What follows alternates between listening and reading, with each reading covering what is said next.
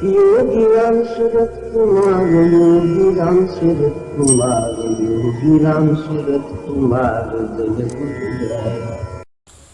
இன்றைய பிரார்த்தனையை சமர்ப்பிக்கும் முன்பு ஒரு மகானுடைய வார்த்தைகள் என்றுமே பொய்யாவதில்லை. ஏனென்றால் அவர்கள் சத்திய பொருளை உணர்ந்தவர்கள், அந்த சத்திய பொருளோடு இணைந்து அதிலேயே இருப்பவர்கள். அவர்கள் வாயிலிருந்து வருவதுதான் வேதம், அவர்கள் வாயால் சொல்வதுதான் சத்தியம். எல்லாவற்றையும் மீறிய சத்தியம் அது. இயற்கையின் நீதிகள் எல்லாம் அதற்கு முன்பு அடிபட்டு போய்விடும். அவர்கள் வாயிலிருந்து வருவதே சத்தியமாகும். ஒருமுறை சித்த வைத்தியர் திரு பலராமையா அவர்களை பற்றி பேச்சு வருகிறது. அவர் நம்முடைய பகவானிடம் மிகுந்த பக்தியோடு இருப்பார். உதிரிப்பூக்களை அனுப்பி அதை தம்முடைய பகவானின் தலையில் அபிஷேகமாக சொரியும்படி சொல்லி அனுப்பியிருந்தார். அப்பொழுது பகவான் அவரை பற்றி சொன்னார். அவருக்கு ஒற்றை தலைவலி மிகவும் இருந்தது. எத்தனையோ இடங்களிலெல்லாம் சென்று சிகிச்சை செய்து பார்த்தார், ஒன்றுமே கேட்கவில்லை. இதை பற்றி நான் முன்பே சொல்லியிருக்கிறேன். பிறகு அவர் பழனியில் போகர் சமாதியில் சென்றபோது அங்கு அந்த தலைவலி மறைந்து விட்டது. அதன் பிறகு அவர் அங்கேயே தங்கி சித்த வைத்தியம் கற்றுக்கொண்டார் என்றெல்லாம் பகவான் சொல்லி வந்தார். உடனே திரு ஜனார்தன் அவர்கள் கேட்டார்கள், சித்த வைத்தியம் என்றால் என்ன? சாதாரணமாக எல்லோரும் சொல்வார்கள், அந்த சித்தர்கள் அந்த மருத்துவ ஆராய்ச்சி செய்து உரிய மருந்துகளை கண்டுபிடித்து அந்தந்த வியாதிக்கு ஏற்றபடி அவர்களுடைய ஆழத்திலிருந்து வரும் மருந்துகளவை. பகவான் சொல்வார், ஆயுர்வேதத்தினாலும் சித்த வைத்தியத்தினாலும் குணமடைய முடியாத வியாதிகளே கிடையாது என்று. இப்படி அதையெல்லாம் சொல்லி வரும் பொழுது திரு ஜனார்தன் அவர்கள் கேட்டார். அதற்கு பகவான் என்ன பதில் சொன்னார் தெரியுமா? சித்தத்தை அடக்கி அதில் இறை பொருளை ஊன்றி அதில் இருக்கும் பொழுது ஒரு அமிர்தம் கீழிறங்கி வந்து அந்த நாக்கிலே வரும்பொழுது அவர்கள் அது வார்த்தைகளாக வடிவெடுக்கும். அந்த அவர்கள் என்ன மருந்து சொல்கிறார்களோ அதுவே அதற்குரிய மருந்தாகும் என்று. நாக்கில் அமிர்தம் ஊறும், அந்த அமிர்தமே வார்த்தைகளாக மருந்துகளுக்கு வியாதிகளுக்கு மருந்தாக வெளிவரும் என்று. சித்த வைத்தியர் என்றோ சித்தர் என்றோ சொல்லும் பொழுதெல்லாம் பகவான் சித்தத்தை குறிப்பிடுகிறார். ஒரு காரியம் சித்தி ஆவதற்கு சித்தர்கள் இறை சித்தி பெற்றவர்கள். ஆனால் பகவான் சித்தத்தையே குறிப்பிடுகிறார். இன்னொரு முறை விஸ்வாமித்திரரை பற்றி பகவான் குறிப்பிடும் பொழுது, அதாவது ராமாயணத்தில் இந்த மகாபலி சக்கரவர்த்தி அவர்கள் நடத்திய யாகம் இதையெல்லாம் பற்றி பேச்சு வருகிறது. இந்த சித்தாசிரமத்திற்கு வருகிறார்கள். அப்பொழுது பகவான் சொல்கிறார், விஸ்வாமித்திரர் சித்தாசிரமத்தில் தான் இருக்கிறார் இன்னும் என்று. இவர் எப்படி என்று கேட்கிறார். எந்தெந்த சித்தத்தில் எல்லாம் விஸ்வாமித்திரர் இருக்கிறாரோ அவர் சித்தாசிரமத்தில் தான் இருக்கிறார் என்றார். ஆக எல்லாமே நம்முடைய பாவத்தை பொறுத்திருக்கிறது.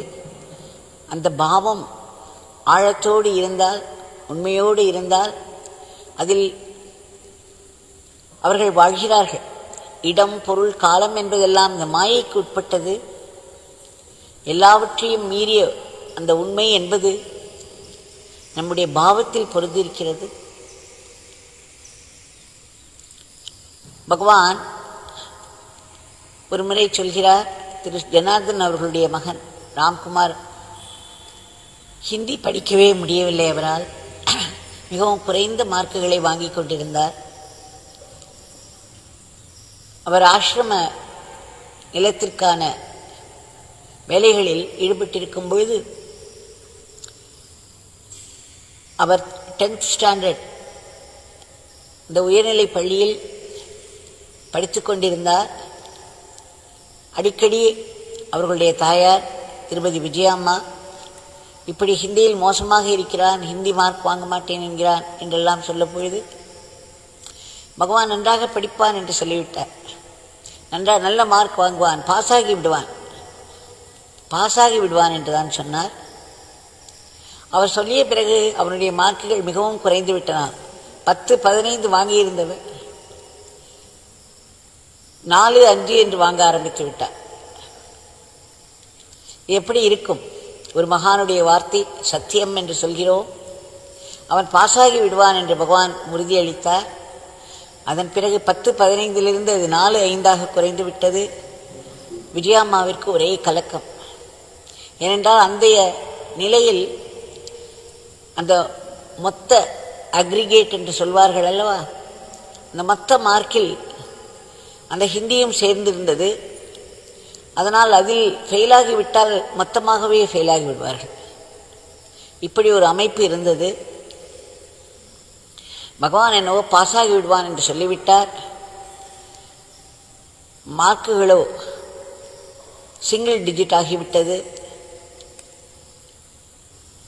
விஜயாம்மாவிற்கு ஒரே பயம், கலக்கம்.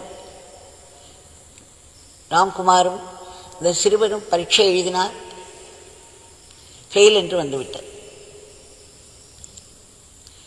வழக்கம்போல் அந்த ஹிந்தி மார்க்குகள் கீழே தள்ளிவிட்டு விட்டது. நம்பர் வரவில்லை, ஃபெயில் என்று வந்தாயிற்று. பகவானுடைய வார்த்தைகளை, மகாத்மாக்களுடைய வார்த்தைகளை நாம் எப்படி எடுத்துக்கொள்வது? அவைகள் சூக்ஷ்மமும் இருக்கும், ஸ்தூலமும் இருக்கும். நம்மால் ஸ்தூலமாக மட்டுமே பார்க்க முடியும். ஆயினும் அவர்கள் வாயிலிருந்து வரும் வார்த்தைகள் சத்தியம்தானே. இடம், காலம், பொருள் எல்லாவற்றையும் தாண்டிய சத்திய பொருளில் இருந்து கொண்டு சொல்கிறார்கள். எல்லோருக்கும் ஒரு மாதிரி ஆகிவிட்டது. இப்படி ஃபெயிலாகிவிட்டார், பகவான் பாஸாகி விடுவான் என்று சொன்னார். 2 மாதங்கள் கழிந்தது. அந்த அரசு ஒரு பரிசீலனை செய்து அவர்கள் என்ன தீர்மானித்தார்கள் தெரியுமா? ஹிந்தியானது 3வது மொழி. அதனால் அதில் ஃபெயிலானதனால் மொத்த மார்க்கில் ஃபெயில் என்று போடப்பட்டவர்கள் எல்லோருக்கும் பாஸ் கொடுக்க வேண்டும் என்ற ஒரு உத்தரவு வந்தது அரசிடமிருந்து. ராம்குமார் பாஸ் ஆகிவிட்டார். யாரேனும் ஒருவருக்கு பகவான் கொடுக்கும் வாக்கு எத்தனையோ பேர்களுக்கு அது பயன் தருகிறது. பகவான் சொல்வார், இந்த பிச்சைக்காரன் ஒன்று சொன்னால் அது அவருக்கு மட்டுமல்ல, அவருடைய சூழ்நிலையில் இருக்கக்கூடிய எத்தனையோ பேருக்கு அந்த ஆசீர்வாதம் சென்று அடையும் என்று. இங்கே சில வருடங்களுக்கு முன்பு ஒரு பக்தை வருவார். அவர் திரும்ப திரும்ப இந்த ஆசிரியர் ஆல் இண்டியா லெவலில் ஆசிரியர்களுக்காக ஒரு பரீட்சை உண்டு. அந்த பரீட்சையில் பாஸ் செய்ய வேண்டும். அவர்களுக்கு ஒரு கட் ஆஃப் மார்க் வைத்திருப்பார்கள். அதை தாண்டி அவர்களுடைய மார்க் இருந்தால் அவர்கள் பாஸ் செய்து விடுவார்கள். அதற்கு பிறகு அரசு காலி இடங்கள் இருந்தால், ஆசிரியர் பணி காலி இடங்கள் இருந்தால் அவர்கள் அதை அப்ளை செய்யலாம். அந்த பணி கிடைப்பதற்கு வாய்ப்பு இருக்கிறது. ஆனால் எத்தனையோ பேர் போட்டியிடுவார்கள். அதனால் அது மற்ற விஷயங்களையும் பொறுத்துதான் இருக்கிறது. ஆனாலும் கட் ஆஃப் மார்க்கை விட அதிகம் வாங்க வேண்டும். அவர் இங்கு வந்து அழுதார். பகவானுடைய சன்னதியில் இருந்தோ, இங்கு நடக்கும் இந்த சன்னதியில் யார் என்ன சொன்னாலும், எந்த இடத்திலிருந்து சொன்னாலும், யாரிடத்தில் சொன்னாலும் அது அத்தனையும் பகவான் கேட்டுக்கொள்கிறார். பகவானுடைய செவிக்கு எட்டி விடுகிறது. அதற்கு பிறகு பகவான் திருவுள்ளம் எப்படியோ அப்படி நடந்துவிடும். இவர் இப்படி சொல்லி அழுதார். நான் ஏதோ சமாதானம் செய்தேன். பகவானுடைய நாமத்தை சொல்லிக்கொண்டே இருப்போம், கண்டிப்பாக பகவான் ஏதேனும் வழிவிடுவார் என்று சொல்லி அனுப்பிவிட்டேன். அதன் பிறகு என்ன ஆயிற்று என்று தெரியவில்லை. 2-3 மாதங்கள் கழித்து அவர் வந்தார். அவர் சொன்னார், அப்படி ஒரு சந்தோஷமாக பொங்கி வழிந்தார். என்னவென்று கேட்டால், இங்கு வந்து பகவானுடைய சன்னதியில் சொல்லி சென்ற பிறகு இதே போல் இந்த அரசு பரிசீலித்து கட் ஆஃப் மார்க்கை உயர்த்தி விட்டார்கள். அதனால் இவருடைய மார்க்கே அந்த கட் ஆஃபிற்கு மேலே சென்று விட்டது. கட் ஆஃப் மார்க்கை தாழ்த்தி விட்டார்கள் என்று சொல்ல வேண்டும் இருக்கிறேன். அது கட் ஆஃப் மார்க் குறைந்தவுடன் இவருடைய மார்க் அதற்கு மேலே இருந்ததினால் இவரும் பாஸ் ஆகிவிட்டார். இன்றைக்கு அவர் அரசு பணியில், அதாவது ஒரு ஆசிரியராக, ஒரு கவர்மெண்ட் ஸ்கூலில் ஆசிரியராக பணியாற்றி வருகிறார். அவருக்கு அந்த பணியும் கிடைத்து போயிற்று. இதுதான் பகவானுடைய சக்தியின் பெருமை. திரும்ப திரும்ப சொல்வார், இந்த பிச்சைக்காரன் யாரேனும் ஒருவருக்கு ஒரு ஆசீர்வாதம் செய்தால் அந்த ஒருவருக்கு மட்டுமல்ல, அந்த நிலையில் உள்ள அத்தனை பேருக்கும் அது செல்லும் என்று. அந்த பக்தை அந்த சமயத்தில் வந்து சொன்னால் 3000 பேர் அதிலிருந்து நன்மை பெற்றிருக்கிறார்கள் என்று. ஆக பகவானுடைய வார்த்தைகள், அது என்ன ஒரு பொருள் பொதிந்து இருக்கும், என்ன சூக்ஷமம் இருக்கும் என்று தெரியாது. பகவானே என்னிடம் ஒரு தடவை சொன்னார் சுதாமாவில், இந்த பிச்சைக்காரன் ஒரு வாக்கு கொடுக்கிறேன் என்றால் அது எத்தனையோ விஷயங்களை பொறுத்து இருக்கிறது. இந்த பிரபஞ்சத்தில் ஒன்றுக்கொன்று இணைந்து இருக்கிறது. அதனால் சில சமயங்கள் தடைகள் ஏற்பட்டு அதனால் அது தாமதமாக வரலாம். ஆனாலும் அந்த வாக்கினுடைய ஆசீர்வாதம் வீணாகாது என்று சொன்னார். இதைப்போல் பப்பா ராம்தாஸ் அவர்களும் ஒரு முறை சொல்கிறார், யாரோ ஒருவர், ஒரு பக்தர் மிகுந்த நோய்வாய்ப்பட்டு படுக்கையாக இருந்தார். பப்பா ராம்தாஸ் அவர் பிழைத்து விடுவார் என்று ஏதோ அவருக்கு மரணம் நேரிடாது என்று ஏதோ ஒரு வார்த்தை சொல்வார். எல்லோரும் அவர் பிழைத்து விடுவார் என்றெல்லாம் நினைத்து கொண்டார்கள். ஆனால் அவர் இறந்து விட்டார். அப்பொழுது அவரும் சொன்னார், இந்த மாதிரி வாக்குகளின் அர்த்தங்களை நாம் ஸ்தூலமாக பார்க்க முடியாது. இந்த ஆசீர்வாதம் அவரை சென்று அடைந்து அவரை நன்கு வாழ வைக்கும். நாம் பார்க்கும் பயணம், ஒரு மனிதனுடைய பயணம் அவருடைய மரணத்தோடு முடிந்து விடுவதில்லை. அதற்கு பிறகும் பெரிய பயணம் இருக்கிறது. அதனால் எந்த நிலையில் அந்த வார்த்தைகள் சென்று எப்படி காப்பாற்றும் என்று சொல்ல முடியாது. ஆனால் அது சத்தியம். அந்த ஆசீர்வாதம் வீணாகாது. பல சமயங்களில் அது ஸ்தூலமாக வடிவெடுத்துவிடும். நம்மால் புரிந்து கொள்ளும்படி மிகவும் அரிதாய் சில சமயங்களில் அது வெளிப்படும். அப்பொழுது நம்மால் அதை புரிந்து கொள்ள முடியாது. ஆக பகவான் யார் யாருக்கு என்னென்ன வாக்குறுதிகள் கொடுத்திருக்கிறாரோ அந்த வாக்குறுதிகள் எல்லாம் கண்டிப்பாக நிறைவேறியே ஆகும்.